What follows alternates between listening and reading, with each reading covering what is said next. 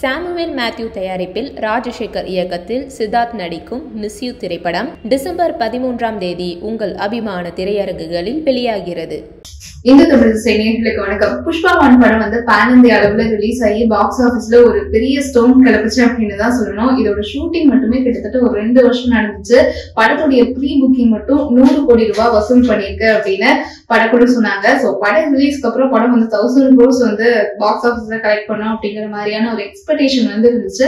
So படம் சுத்தி இருந்த இவ்வளவு எக்ஸ்பெக்டேஷனையும் படம் சாட்டிஸ்ஃபை பண்ணியிருக்கா. புஷ்பா 2 த ரூல் படம் எப்படி இருக்கு அப்படிங்கறத ரிவ்யூல பார்க்கலாம். செஞ்சந்தன மரத்தை வெட்டி அதை கடத்தக்கூடிய கூலி வேலை செய்யற புஷ்பராஜ் தனக்கு வரக்கூடிய பல தடைகளை கடந்து வில்லன்களை ஏறி மிதிச்சு எப்படி டான் ஆகுறான் அப்படிங்கிறதுதான் புஷ்பா பார்ட் 1 படத்துடைய கதை. சோ புஷ்பா பார்ட் 1 மாதிரி ஒரு சிம்பிளான ஒன்லைன் குள்ள அடைக்கிற கதை தான் புஷ்பா 2 த ரூட் படத்துடைய கதையும். அதாவது டானா மாறக்கூடிய புஷ்பராஜ் தனக்கு எதிரில் வரக்கூடிய ஆட்சி அதிகாரம் இதையெல்லாம் தாண்டி டானா தான் இருக்கிற இடத்த வந்து எப்படி ரூல் பண்றாரு அப்படிங்கிறது தான் புஷ்பா 2 த ரூட் படத்துடைய கதை. சோ புஷ்பா ராஜா அல்லு அர்ஜுன் வந்து நடிச்சிருக்காரு. சோ படத்துல வந்து எந்த பக்கம் பார்த்தாலும் புஷ்பா புஷ்பான்னு சொல்ற அளவுக்கு புஷ்பா ராஜ் தான். சோ அந்த அளவுக்கு ஒரு சிறப்பான மிரட்டலான நடிப்பு கொடுத்திருக்காரு.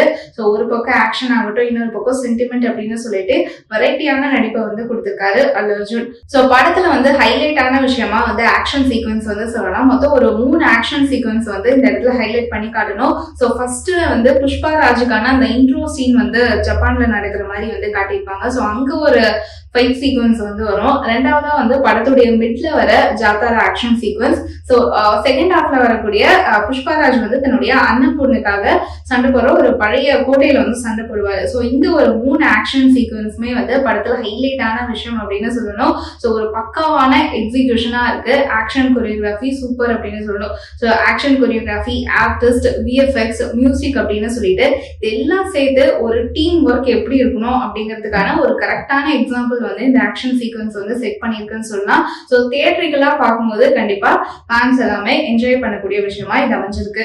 சோ ஒரு பக்கம் வந்து அல்லு அர்ஜுன் ஆக்ஷன் எமோஷன் அப்படின்னு சொல்லி நடிப்புல மிரட்டிட்டு இருக்காரு அப்படின்னா, இன்னொரு பக்கம் வந்து ஃபகத் ஃபாசிலும் அவருக்கு ஈக்குவலான ஒரு பெர்ஃபார்மன்ஸ் வந்து கொடுத்திருக்காரு.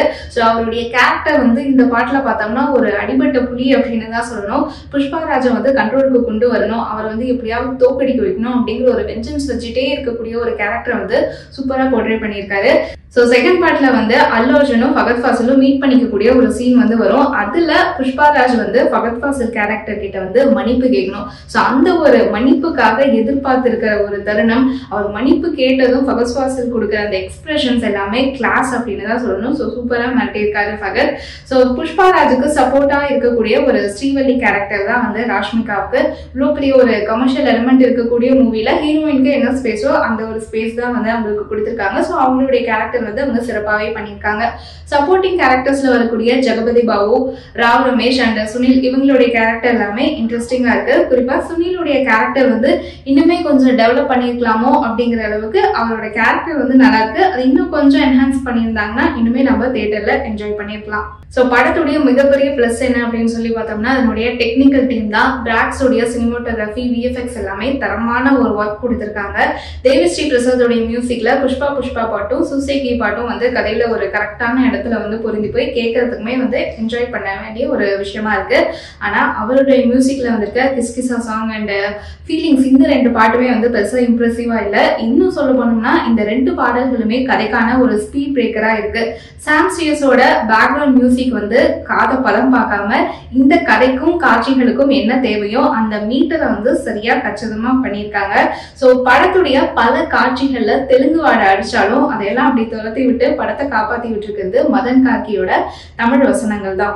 சோ புஷ்பா பார்ட் 1லயே வந்து மிகப்பெரிய மைனஸா பார்க்கப்பட்ட விஷயம் அதோட ரன் டைம் தான். செகண்ட் பார்ட்லயும் வந்து அதே ரன் டைம் வந்து மெயின்டைன் பண்ணியிருக்காங்க. 3 hours 30 minutes வந்து செகண்ட் பார்ட்டும் இருக்கு.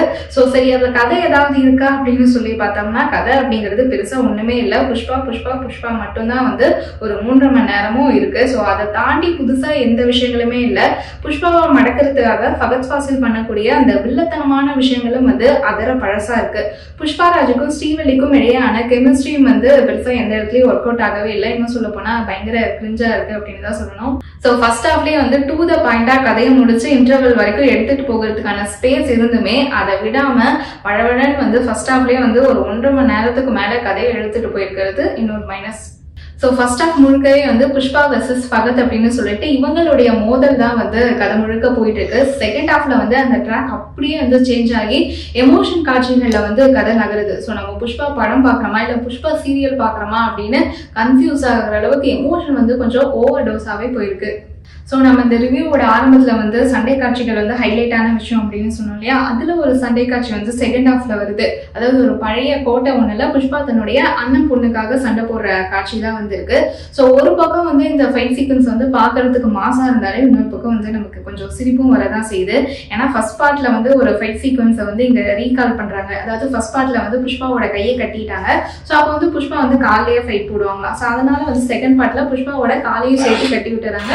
புஷ்பா வந்து வாயில சண்டை போடுறாரு. அப்போ தேர்ட் பார்ட்ல வந்து வாயை கட்டிடுவீங்களாடா அப்படிங்கிற மாதிரி எல்லாம் வந்து நமக்கு மைண்ட்ல போகுது. ஸோ இந்த மாதிரி வந்து ஒரு பக்கம் வந்து அந்த ஃபைட் சீக்வன்ஸ் வந்து மாசா இருந்தாலும் இன்னொரு பக்கம் இந்த மாதிரி வந்து தேவையே இல்லையே அப்படிங்கிற மாதிரியான ஒரு யோசனையும் வரதான் செய்யுது. ஸோ புஷ்பா நினைச்சா சிஎம் மாற்றலாம், ஸ்ரீலங்கா பார்டரை தாண்டலாம், ஹெலிகாப்டர் வாங்கலாம் அப்படின்னு சொல்லிட்டு பணத்தை வந்து இஷ்டத்துக்கு இறைச்சி லாஜிக்கையும் இஷ்டத்துக்கு மீறி என்னென்னமோ வந்து கதையில சொல்லியிருக்காங்க.